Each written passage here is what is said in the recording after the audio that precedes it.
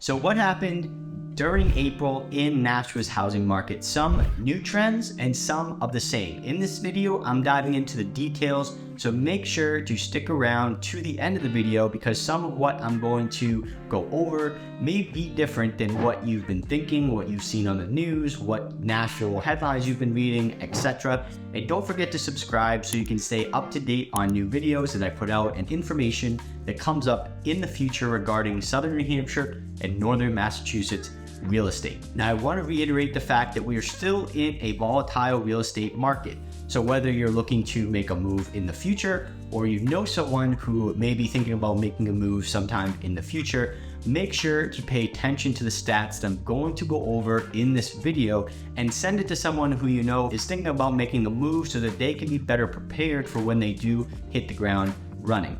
There's so much information out there, guys. You want to make sure that you're making decisions based on the most localized data possible, because that's going to give you the most accurate representation of what's actually going on in the area. In this case, Southern New Hampshire, Northern Massachusetts. Now, let's jump right into it, starting with where Nashua's inventory stood looking at the month of April. In April, we had 80 new listings come up, which is 2.5% more than the previous month, March, and I'll get to that in a minute. Sold listings, we saw 56 homes sell in April, which was up almost 10% from March. And so what these numbers show is inventory is still very low. It has come up since March, as it should going into spring. We're now heavy into the spring market, but relative to past years, it still needs to significantly increase before we even start to see a change in the market, regardless of what's going on with rates, banking institutions, etc. And just also to add some context of looking back before the 2020 era when all of that hit the fan. In 2019, we had 92 listings sell in the month of April compared to only, like I said, 56 this past April. And so we're still on the lower end in general, even before all the craziness started happening.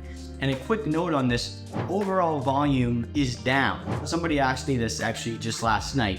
Sales volume is down, but make sure you're understanding the reason as to why it's down. The reason is not that people do not want to buy homes or the demand has gone down significantly. The only reason sales volume is down, again, in this area is because there are not enough homes for sale right now in the market for buyers to buy. Regarding demand, since we're talking about that, in the end of February going into March, we saw an uptick in demand. We saw bidding wars come back. We weren't sure if it was a short blip, just kind of a fluke, or if it was here to stay. At that time, I said, I think 2023, I did have a gut feeling that we're going to have another spring rush, but we'll have to wait and see. And 2 months later, I can absolutely confirm the spring market is just as hot as expected, with multiple offers coming back, waived contingencies, etc.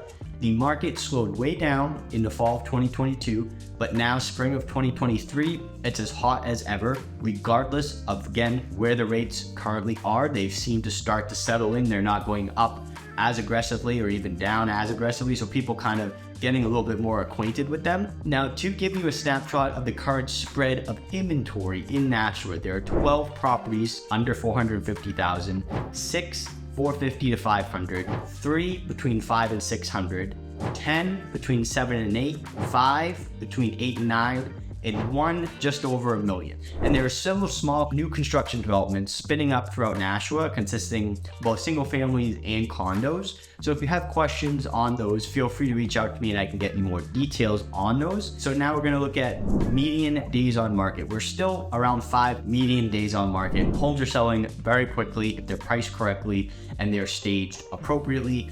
The most aggressive sales price right now, I believe, in my opinion, for what I'm seeing, is between $300,000 and $450,000. Median sale price in March, back in March, dipped under $400,000, but it bumped back up in April to $403,000. In March, I even kind of said that with the price dip, even if it was going down, I did not think it was going to continue. Looking at the months ahead going into spring, the median price point did go back up, not by much, but definitely it's not going to go down dramatically anytime soon. I think we're going to be in this current market for quite some time. And while I do not expect any aggressive appreciation like we saw over the last few years, I also don't see any dramatic depreciation, at least until inventory starts to consistently and significantly increase. The rate increases, they have sidelined some buyers. In that respect, they've sidelined some, they've knocked other buyers down some price points. But regardless, the demand in Nashua, for whatever reason, is still very, very hot. And that reason is usually inventory. Like I said, to reiterate, 300 to 450 is really the hottest range right now. A lot of first-time buyer ranges. So that is just the fact of the matter. As far as specifics on rates, I'm going to leave that to trusted loan officers that I work with to talk specifically on that, because it does vary. But in general, I would just serve as a reminder to you that the 2 to 3% interest rates we saw for a little while, a few years ago, they're not the norm.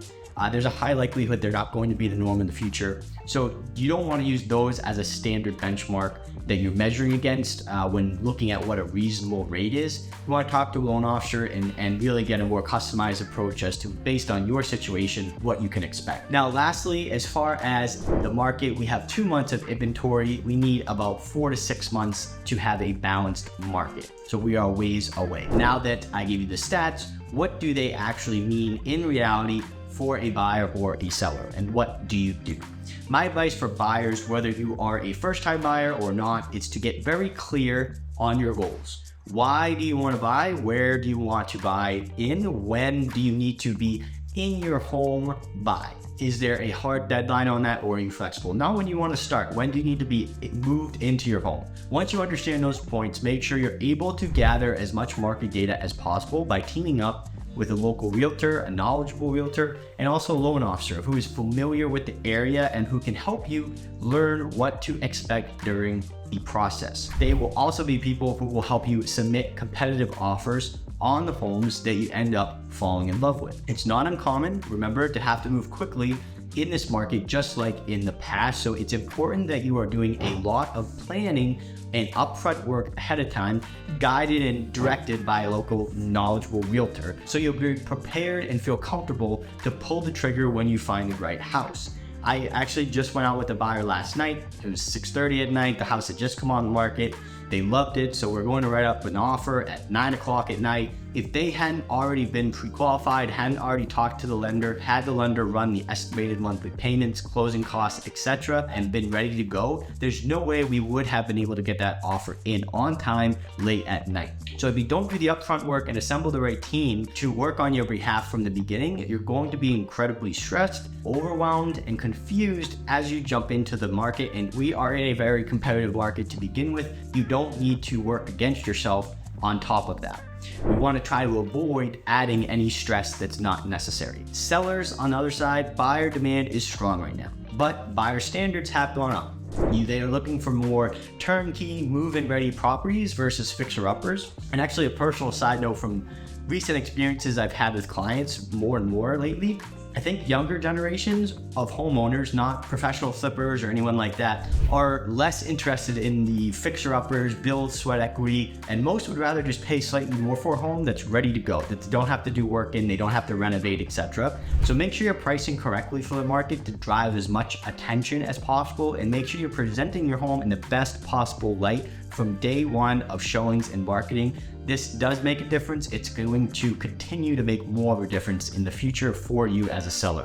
Overall, it's a very hot real estate market in this area, in Nashua, surrounding towns as well, regardless of the economy, banking issues, rates, etc. So far, inventory is the main driver and will likely continue to be for the rest of spring. Summer markets would be my prediction. Nothing's guaranteed. We don't know what the second half of the year will look like, but I'm going to continue monitoring the market conditions, obviously, to make sure I'm giving you the most accurate data possible. So that wraps up April 2023's Nashua market update. As always, I'm SBoghigian with Keller Gateway Realty, here with an unpolished local update, giving you the information you need to make the best decision for yourself and your family. Most importantly, if you have questions about Nashua's housing market, any other town in southern New Hampshire, northern Massachusetts, or anywhere, I can always direct you to the right person. Email me at sboghigian@kw.com or click the links below to visit my website. I'd be happy to discuss more personalized data with you that is specific to your situation and goals. If you're considering selling your home, check out the free seller's guide I'll also put in the description to start learning sort of what you can do to maximize